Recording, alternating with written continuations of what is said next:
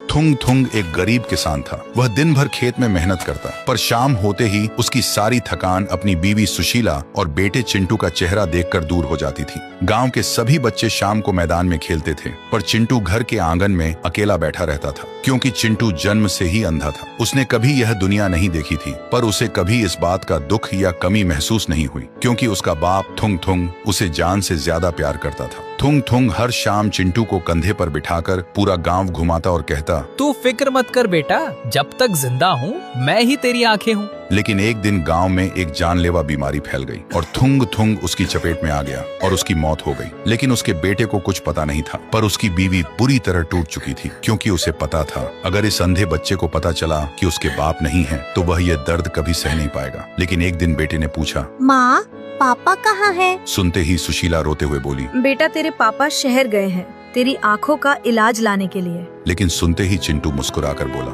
माँ, आप झूठ क्यों बोल रही हो? पापा तो अभी भी मेरे पास बैठे हैं, उन्होंने मेरा हाथ पकड़ा हुआ है। सुनते ही सुशीला की रूह कांप गई, पर उसे कुछ समझ नहीं आया। और उस दिन के बाद गांव वाले जब भी वहां से गुजरते तो देखते कि अंधा चिंटू अपने आप कुछ बड़बड़ा रहा है और हवा में हाथ ऊपर उठा रहा है, जैसे कोई उसे कंधे पर बिठाना चाहता हो। देखते ही सब सोचते शायद बाप के लिए बच्चा पागल हो गया है। देखते ही देखते महीने बीत गए। एक दिन सुशीला खेत जोत रही थी और चिंटू घर में अकेला बैठा हुआ था। शाम भी हो चुकी थी। तभी आसमान में बहुत तेज बिजली चमक रही थी। पूरा गांव बिल्कुल खामोश था, क्योंकि बिजली इतनी ज्यादा चमक रही थी कि कोई बाहर नहीं था। लेकिन तभी एक तेज बिजली सीधा थुंग थुंग के घर पर गिरी और पूरे घर में आग लग गई। अंदर बैठे अंधे चिंटू को बिल्कुल पता नहीं था कि क्या हो रहा है। तभी सुशीला खेत से घर पहुंची, लेकिन पहुंचते ही वह चीखती रह गई, मेरा बच्चा अंदर है, कोई उसे बचाओ। पर आसपास बचाने वाला कोई नहीं था। सुशीला रोते हुए वहीं जमीन पर गिर गई कि आज उसने अपना बच्चा भी खो दिया। लेकिन तभी